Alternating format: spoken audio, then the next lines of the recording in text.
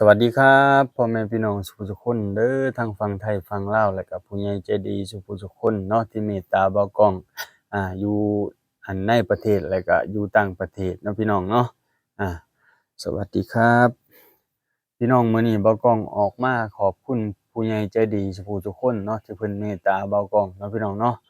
อยู่ในประเทศลาวอยู่ในประเทศไทยและก็อยู่ในต่างประเทศพี่น้องเอ้ย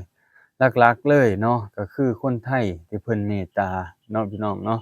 ช่วยสนับสนุนให้กำลังใจเบากล้องสุกอยู่เบากล้องให้พ้นความทุกข์ยากให้พออยู่พอกินเนาะพี่น้องเนาะเพิ่นได้ช่วยเหลือพี่น้องเอ๋ยแล้วก็มีคนที่เพิ่นบ่ให้เอ่ยนามแล้วก็คนที่เบากล้องบ่ฮู้ว่า อันชื่อจั่งใดแนวใดแหน่เนาะพี่น้องเนาะแต่ว่าบ่กล้องก็ขอบบุญขอบคุณเนาะพี่น้องเนาะคนที่เพิ่นบ่ให้เอ่ยชื่อเสียงเรียงนามเพิ่นก็อาจสิเพิ่นก็สิอาจสิมีความจำเป็นของเพิ่นเนาะพี่น้องเนาะแต่ว่าเพิ่นก็หวังดีพี่น้องเอ้ยเพิ่นช่วยเหลือเข้ามาก็ขอบคุณหลายๆเด้อครับเด้อขอบคุณพ่อแม่พี่น้องสุขทุกคนครับแล้วก็พ่อๆแม่ๆลุงป้าอาอาสุขทุกคนครับผม เงินก้อนนี้พี่น้องเอ้ยที่บ่กล้องรวบรวมได้ก็เป็นอัน14,000เนาะ14,000บาทพี่น้องเอ้ยมีทั้งอยู่สวิตเซอร์แลนด์เนาะป้าสมหวังเนาะแล้วก็อันพี่อ๋องเนาะคนแรกเลยพี่น้องเอ้ยพี่อ๋องคนแรกเลยที่ช่วยบ่กล้องมาเพิ่นอยู่ประเทศไทยพี่น้องเอ้ยแล้วก็ เพิ่นสิซื้อชุดนักเรียนให้น้องปุ้มปุ้ยลูกสาวเบาก้องเนาะพี่น้องเนาะอันนี้ก็ขอบคุณแล้วก็แม่ที่อยู่อเมริกาเนาะพี่น้องเนาะเพิ่นช่วยเหลือเบาก้องเขามาก็แล้วก็อีกหลายๆคนเบาก้องก็ขอขอบคุญขอบคุณหลายๆเด้อครับเด้อเบาก้องจักสิตอบแทนแนวใดพี่น้องทั้งที่เราบ่ฮู้จักกันนะพี่น้องแต่ว่าเพิ่นน่ะมีจิตอยากช่วยเบาก้องพี่น้องเอ้ยเงินก้อนนี้บ่ก้องก็สิไปต่อยอดชีวิตเจ้าของแหละใช้ให้เป็นประโยชน์ที่สุดพี่น้องเอ้ยเมื่อวานก่อนนี้ก็คือเอาไปใช้อันซ่อมรถแล้วก็ใช้หนี้ที่ซื้อโบกผ่านขี้เมารถไถพี่น้องแล้วก็ใช้หนี้ค่าใบตัดหญ้าพี่น้องเอ้ยเพราะว่าบ่ก้องอันนั้นมาพี่น้องก็ขอบบุญขอบคุณพ่อแม่พี่น้อง เงินก้อนนั้นบ่ก้องก็ใช้ไปแล้วประมาณ2,000นี่แหละพี่น้องแล้วก็ซื้ออยู่ซื้อกินแต่ละมื้อนี่แหละพี่น้องเอ้ยก็ค่อยๆใช้ไปพี่น้องแล้วก็เก็บออมไว้ในมื้อที่มันจำเป็นที่สุดบ่ก้องคิดให้เมียแล้วเก็บแต่ว่าบ่ก้องบ่ได้เก็บดอกแล้วจากไร่จากนาบ่ก้องค่ำมาบ่ก้องก็ย่างออกมาเบิ่งอันนี้พี่น้องย่างออกมาเบิ่งทุ่งนาเจ้าของนี่แหละแล้วเลย เมื่อคืนก็ฝนตกมาใส่ก็ดีใจหลายเติบพี่น้องเพราะว่ามันฝนบ่ได้ตกมาโดนเติบแล้วพี่น้องเอ้ยเพราะว่าตกมาแรงเติบก็มีน้ำในไร่ในนาพี่น้องเอ้ยเบิ่งข้าวมันสิงอกสิงามบ่เนาะแต่ว่าบ่กล้องยังบ่กล้าทั้งใช้เงินที่พี่น้องเพิ่นโอนมาให้เพราะว่าบ่กล้องยังมีความจำเป็นอีกอย่างหนึ่งก็คือบ่กล้องเอาเครื่องดูดน้ำเขามาดูดมื้อนั้นเนาะแล้วเครื่องมันแตกครับพี่น้องเครื่องมันแตก ว่าสิไปเปลี่ยนเขาเอาอยู่2,000บาทพี่น้องตกอยู่2,000บาทเนาะก็สิเอาในหั้นแหละไปใช้พี่น้องเอ้ยบ่คิดบ่ฝันว่ามันสิความช่วยแล้วมันสิยังบ่สิ้นสุดอะนะพี่น้องบ่ก้องที่แรกว่าบ่ก้องว่าจะได้เงินก้อนนั้นสิใช้ไว้นำมื้อที่มันจำเป็นที่สุดจั่งสิเอาออกมาใช้เพราะว่าบ่ก้องแล้วไร่แล้วนาแล้วบ่ก้องได้ไปรับจ้างตัดหญ้าเพิ่นมื้อวานนี้แล้วก็มื้อนี้พี่น้องเป็น2มื้อก็ได้300กว่าบาท370-80บาทนี่แหละพี่น้องไปรับจ้างตัดหญ้าไร่นาเพิ่นพี่น้องนาเขาซาวๆใหม่แล้วมันมีต้นหญ้าคิ้วหญ้าใบกว้างใบแคบหั้นน่ะพี่น้องหญ้าตามบ้านๆน่ะตามทุ่งไร่ทุ่งนาน่ะพี่น้อง ก็ไปเฮ็ดแต่ว่าเครื่องเราเบิดพี่น้องเอ้ยเครื่องจักรเครื่องหยังของเราแต่น้ำมูกน้ำมันเขาแต่ว่าบ่ต้องพากันไปรับจ้างถูกญ้อนว่ามันบ่มีเวียกเฮ็ดมันบ่มีเวียกเฮ็ดงานทำพี่น้องมันจำเป็นต้องได้เฮ็ดเนาะพี่น้องเนาะอันนี้ถือว่าบ่ก้องก็ดีใจอยู่ดอกเพราะว่าถึงถูกแต่ว่าเราก็มีแนวเฮ็ดพอได้ซื้อแนวอยู่แนวกินให้น้อง ให้น้องปุ้มปุ้ยพี่น้องเอ้ยแล้วก็ครอบครัวนั่นแหละซื้ออยู่ซื้อกินยามมื้อแลงเนาะเพราะว่าตอนเช้าตื่นมาก็พากันไปหาหน่อหมอกหน่อมีหน่อหมอกหน่อไม้กินนั่นแหละพี่น้องตามอันชาวบ้านตามวิถีชาวบ้านนะก็หาพอได้อยู่ได้กินไปพี่น้องเอ้ยอาเงินที่เพิ่นอันโอนมารวบรวมแล้วก็14,100นี่แหละพี่น้องเอ้ยที่บ่ต้องจดไว้เนาะพี่น้องเนาะก็ไปเอามาแล้วก็มาไว้พี่น้องเอ้ยแล้วก็ที่บ่ต้องจดไว้นี่คือมีแต่คนที่เพิ่นมาแจ้งในอันใน LINE เนาะพี่น้องเนาะใน LINE ในคอมเมนต์เนาะพี่น้องเนาะบ่ต้องก็จดไว้ตามเวลาที่เพิ่นโอนนั่นแหละพี่น้องเพราะว่ามันเข้าบัญชีของพ่อบ่กล้องพี่น้องเอ้ยบ่กล้องก็ดีใจหลายที่พ่อแม่พี่น้องคนไทยแล้วก็คนลาวเฮานี่แหละพี่น้องเอ้ยที่เพิ่นอยู่ต่างแดนต่างประเทศนี่พี่น้องเอ้ยที่เพิ่นเห็นเอ็นดูเฮาเพิ่นเบิ่งวิถีชีวิตเฮาจริงๆเนาะพี่น้องที่เพิ่นติดตามเฮาจริงๆแล้วเพิ่นเห็นการอยู่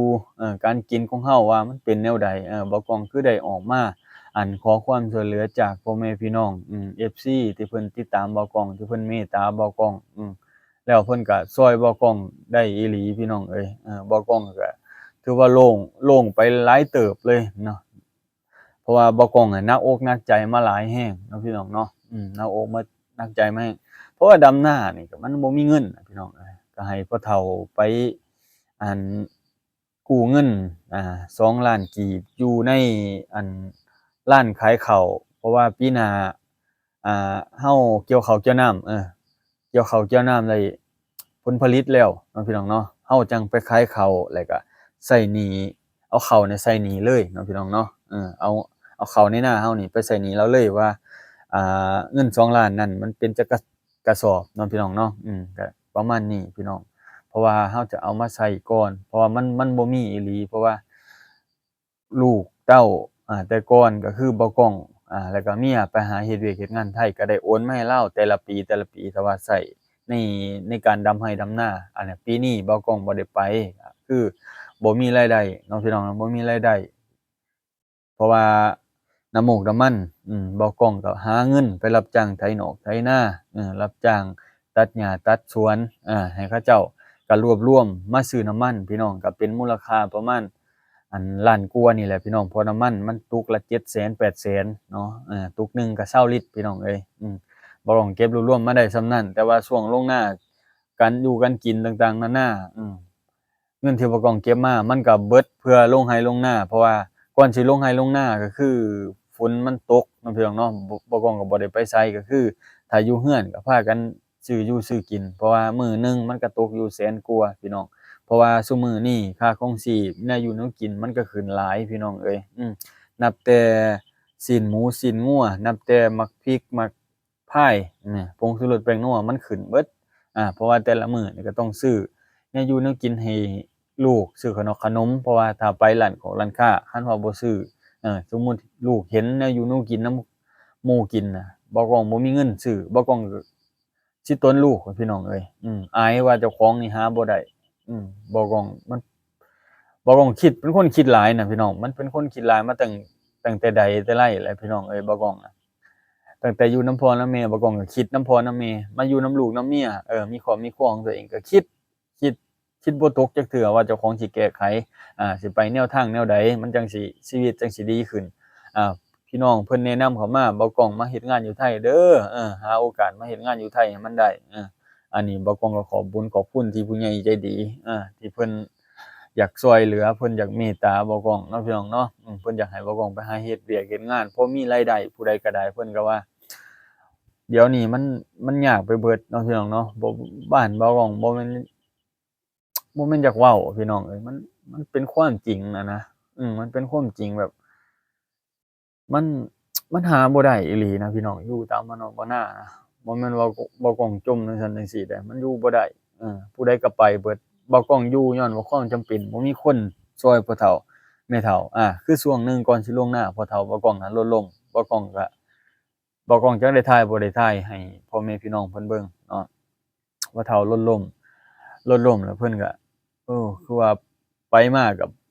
บ่สะดวกบัดตานี้มาเจอเพิ่นเจ็บท้อง เจ็บท้องแล้วก็บวกเป็นไข้หลังอีกนี่บ่กล้องก็เลยโอ้ทุกข์บัดตานี้ก็เลยหนักมาเรื่อยพี่น้องเอ้ยได้รับภาระหนักมาเรื่อยก็เลยอดสาอยู่ซอยเพิ่นอยู่ซอยเพิ่นจนสิว่าสิปรึกษากับลูกลูกเพิ่นอีกผู้หนึ่งคือลุงบ่กล้องนั่นแหละว่าเพิ่นสิว่าแนวใดเนาะถ้าว่าบ่กล้องก็อยากเฮ็ดอยากสร้างเรือนชานตัวเองหั้นนะพี่น้องเอ้ยเฮ็ดเรือนชานตัวเองพ่อแม่ก็บ่แม่นว่าสิถิ้มสิปะเนาะก็คือถ้าเราไปเฮ็ดเวียกเฮ็ดงานเงินค่ำกำแก้วแต่ละเดือนเราก็สิส่งมาให้เพิ่นใช้แต่ว่าให้เพิ่นจับจ่ายใช้สอยให้มันถูกให้มันเป็นประโยชน์ที่สุดเนาะเพราะว่าเงินค่ำกำแก้ว